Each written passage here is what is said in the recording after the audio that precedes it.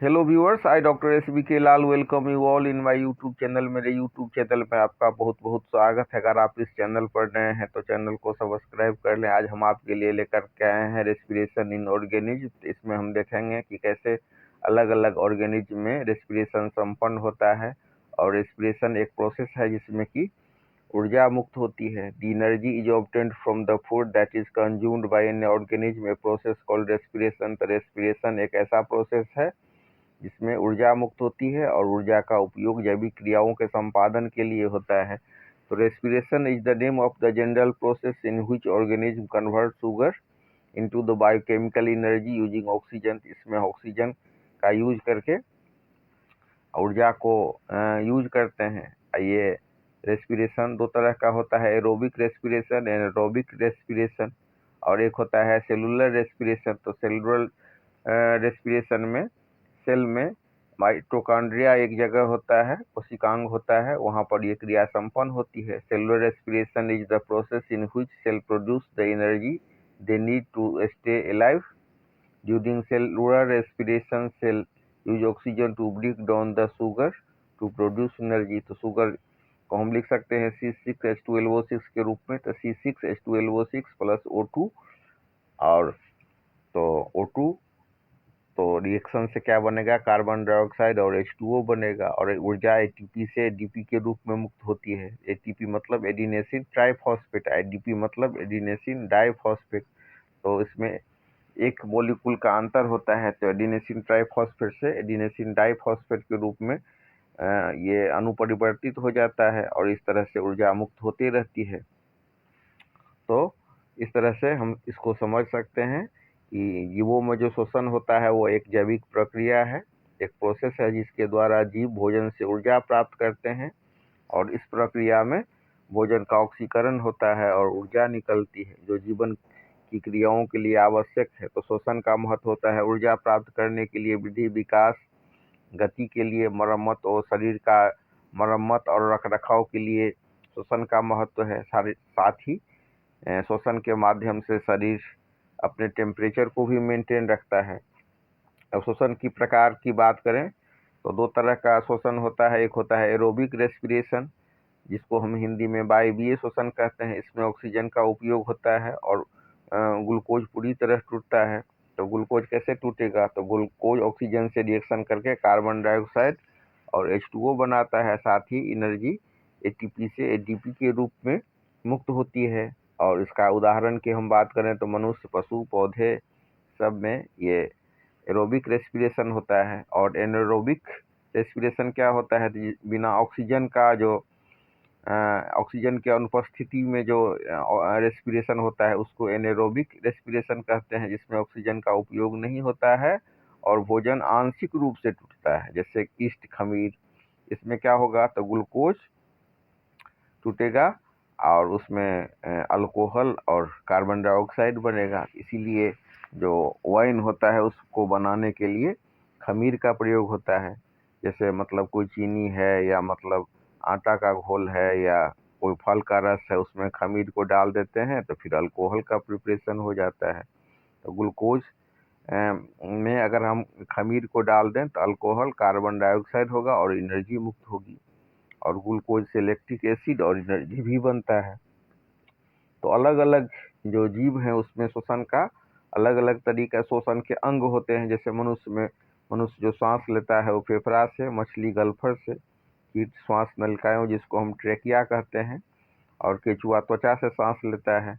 और पौधे में एक, पौधों के पत्ती में एक रंध्र होता है, या मतलब तो वो रंध्र को हम स्टोमेटा कहते हैं, उससे गैस का आदान प्रदान होता है। और दूसरा अंग होता है लेंटिसेल, इससे भी पौधों में रेस्पिरेशन होता है। अब हम बात करते हैं कि जिसको हम ब्रीथिंग कहते हैं, वो ब्रीथिंग एक्चुअली में श्वसन नहीं है। रेस्पिरेशन में और ब्रीथिंग में अंतर होता है। रेस्पिरेशन क्या है, तो एक केमिकल प्रोसेस है, रासायनिक प्रक्रिया है। वहीं पर ब्रीथिंग एक भौतिक प्रक्रिया है। इसमें रेस्पिरेशन में एनर्जी लिबरेट होता है, मतलब ऊर्जा निकलती है, और ब्रीथिंग में क्या होता है, ऊर्जा नहीं निकलती है। जो रेस्पिरेशन होता है वो कोशिकाओं में होता है, और ब्रीथिंग क्या होता है, कहाँ पर होता है, तो फेफड़ा में होता है। तो इस तरह से हम देख सकते हैं कि सभी जीवों के लिए श्वसन अनिवार्य है, इसके बिना ऊर्जा नहीं मिल सकती है और जीवन संभव नहीं है। इस तरह से हम इसको शॉर्ट में समझ सकते हैं कि रेस्पिरेशन वह जैविक प्रक्रिया है जिसमें जीव भोजन को तोड़कर ऊर्जा प्राप्त करते हैं, और यह ऊर्जा सभी जीवन की क्रियाओं में जैसे चलना, बढ़ना, सोचना और शरीर के रखरखाव के लिए आवश्यक होती है। और एरोबिक रेस्पिरेशन में क्या होता है, glucose plus oxygen, oxygen glucose का रिएक्शन होता है ऑक्सीजन से, और ऑक्सीजन की मदद से ग्लूकोज टूट जाता है कार्बन डाइऑक्साइड में, वाटर में, और ऊर्जा एटीपी से एडीपी के रूप में मुक्त होती है। और दो तरह के श्वसन हुए, एक हो गया हमारा एरोबिक रेस्पिरेशन जिसमें ऑक्सीजन की उपस्थिति में होती है, अधिक ऊर्जा इसमें निकलती है, भोजन पूरी तरह टूटता है, जैसे मनुष्य में, पशु और पौधों में ये श्वसन होता है। वहीं पर एनारोबिक रेस्पिरेशन जो बैक्टीरिया सब में होता है, ईस्ट में होता है, तो ऑक्सीजन की अनुपस्थिति में होता है और कम ऊर्जा निकलती है। ईस्ट, यही कारण है कि मतलब अल्कोहल बनाने के लिए ईस्ट का प्रयोग होता है। जब ग्लूकोज में हम चीनी के घोल में ईस्ट को डाल देते हैं तो अल्कोहल तैयार होता है और कार्बन डाइऑक्साइड निकलता है। मांसपेशियों में जो लैक्टिक एसिड बनता है तो एनारोबिक रेस्पिरेशन के कारण बनता है। मनुष्य में जो श्वसन अंग की बात करें तो मनुष्य में फेफड़ा, मछली में गल्फर, यानी कि मनुष्य सांस लेते हैं जो फेफड़ा से, और मछली गल्फर से, कीट श्वास नलिकाओं जिसको ट्रेकिया कहते हैं, और केचुआ त्वचा से, और पौधे स्टोमेटा से। इस तरह से हम समझ सकते हैं कि कैसे मतलब अलग अलग जीवों में श्वसन कैसे होता है। अगर हम कोशिकीय श्वसन की बात करें तो सेल में एक कोशिकांग होता है माइटोकॉन्ड्रिया। तो माइटोकॉन्ड्रिया में जो जिसको हम power house of the cell भी कहते हैं, तो वहाँ पर क्या होता है, तो कोशिकीय श्वसन संपन्न होता है। वहाँ पर एक जगह होता है क्रिस्टी, तो वहाँ पर जो वो एंजाइम होते हैं कोशिकीय श्वसन के लिए रिस्पॉन्सिबल, उसमें भाग लेने वाले। तो श्वसन और श्वास प्रश्वास में यानी कि रेस्पिरेशन में और ब्रीथिंग में अंतर है। श्वसन क्या है, रेस्पिरेशन क्या है, तो एक केमिकल प्रोसेस है, वहीं पर जो ब्रीथिंग है एक फिजिकल प्रोसेस है। इसमें श्वसन में ऊर्जा निकलती है और ब्रीथिंग में ऊर्जा नहीं निकलती है। श्वसन यानी कि रेस्पिरेशन सेल में होता है और ब्रीथिंग फेफड़ा में होता है। इस तरह से हम कह सकते हैं कि रेस्पिरेशन जीवन के लिए अति आवश्यक है। इसके बिना जीवित रहना संभव नहीं है क्योंकि ये ऊर्जा का स्रोत है। अब इसके बाद हम देखते हैं, कुछ आपको क्वेश्चन पूछता है जैसे श्वसन का मुख्य उद्देश्य क्या है, तो इसमें आपको 4 गो ऑप्शन दे देगा। जैसे श्वसन का उद्देश्य क्या है, भोजन बनाना, ऊर्जा प्राप्त करना, ऑक्सीजन लेना, पानी बनाना, 4 गो विकल्प रहेगा।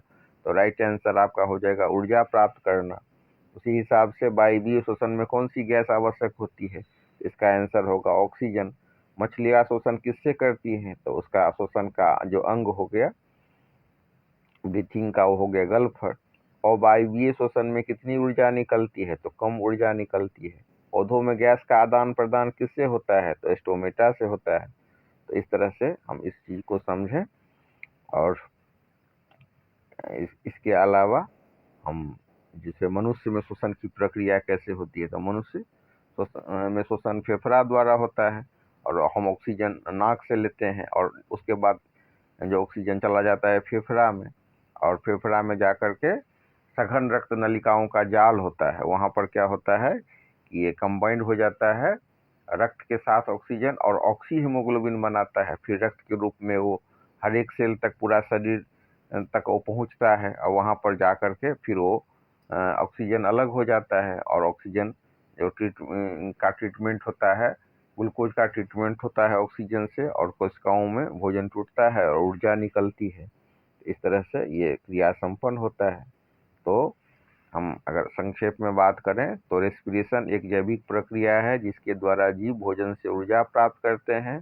इस प्रक्रिया में भोजन का ऑक्सीकरण होता है और ऊर्जा एटीपी निकलती है जो सभी जीवन क्रियाओं के लिए आवश्यक है। तो श्वसन से प्राप्त ऊर्जा का उपयोग वृद्धि, गति, सोच, मरम्मत और शरीर के तापमान को बनाए रखने में किया जाता है।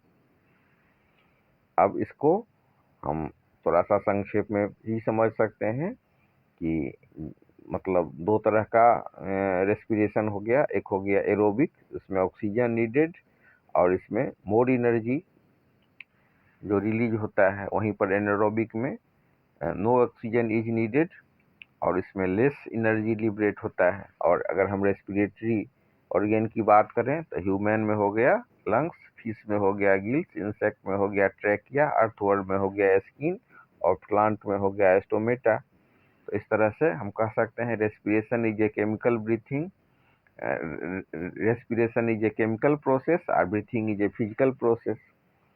तो इस तरह से अब रेस्पिरेशन इन ऑर्गेनिज्म की बात करें तो अब इसको हम समझ सकते हैं। Respiration is the biological process by which living organism break down food to release energy. This energy is required for growth, movement, repair and all life activities. और इम्पोर्टेंस ऑफ रेस्पिरेशन की बात करें तो इसमें एनर्जी रिलीज होता है, helps in growth and development, needed for movement, maintains body function. And when you have we are talking about the types of respiration. There are two types of respiration. One is the aerobic respiration. In aerobic respiration, whenever we are talking about the aerobic respiration, we must pay attention that in the aerobic respiration, the process take place in the presence of oxygen and food breaks down completely. And so far as the uh, energy is concerned, energy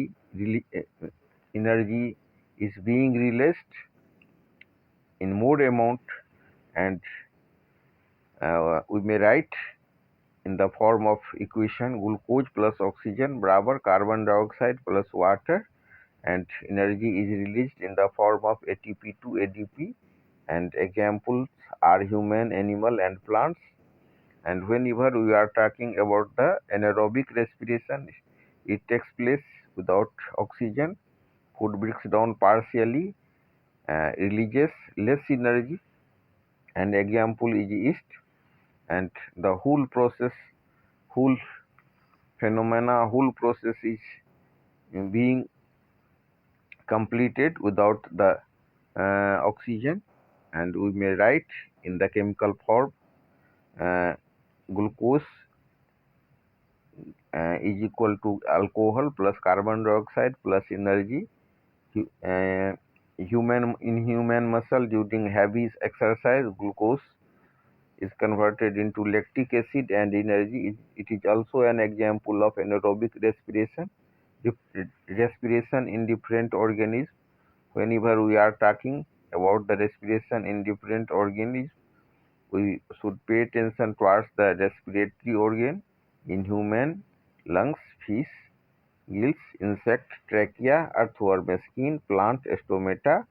अब हम चर्चा कर रहे हैं कि what is the difference between respiration and breathing. तो respiration में क्या होता है? रेस्पिरेशन क्या है? केमिकल प्रोसेस है, और ब्रीथिंग फिजिकल प्रोसेस। रेस्पिरेशन में एनर्जी रिलीज होता है, जबकि ब्रीथिंग में ये एनर्जी रिलीज नहीं होता है। ब्रीथिंग होता है सेल में, और रेस्पिरेशन होता है सेल में, और ब्रीथिंग होता है लंग्स में। तो इस तरह से हम कह सकते हैं कि respiration is essential for life. Without respiration, energy cannot be produced and living organism cannot survive. तो respiration in plant की अगर हम बात करें तो respiration in plant is the process by which plant break down food to release energy. तो plant में respiration की हम बात करें तो इसमें भी यही प्रोसेस है जिसमें कि फूड ब्रेक डाउन होता है। Respiration in plant is the process by which plants break down food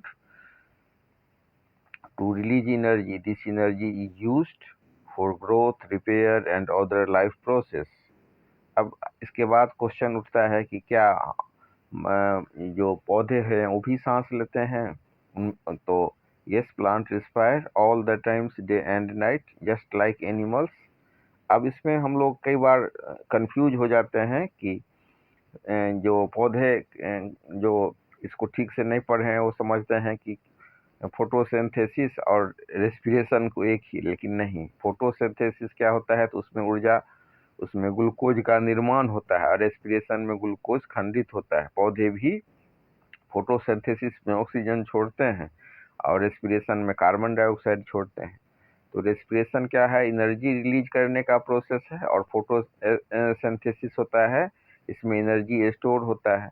respiration में पौधा ऑक्सीजन यूज करते हैं, जबकि फोटोसिंथेसिस में कार्बन डाइऑक्साइड को यूज करते हैं। और इसमें ये रेस्पिरेशन डे नाइट दोनों समय में होता है, जबकि फोटोसिंथेसिस केवल सनलाइट में ही होता है। और इसमें रेस्पिरेशन में ग्लूकोज ब्रेकडाउन होता है और फोटोसिंथेसिस में ग्लूकोज बनता है। तो इस तरह से हम इसको समझ सकते हैं। Plant do not have lungs, they exchange gases through stomata. Stomata क्या होता है, तो एक छोटा छोटा छेद होता है, tiny pores present on leaves, और इसके माध्यम से takes in oxygen and release carbon dioxide. उसके बाद अलावा हम देख सकते हैं लेंटिकल्स भी होता है, present on woody stems, help in gas exchange. Root hair के द्वारा भी होता है, तो उसमें take oxygen from air present in soil. तो जब ये जो सॉइल में जो मौजूद ऑक्सीजन होता है, उसको रूट हेयर के मदद से पौधे लेते हैं, ताकि रेस्पिरेशन का प्रोसेस पूरा हो सके।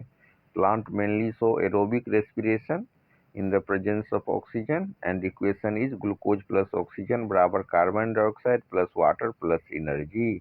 इस तरह से हम इसको समझ सकते हैं। और उसके बाद why is respiration important in plants, तो वहाँ भी यही उत्तर होगा।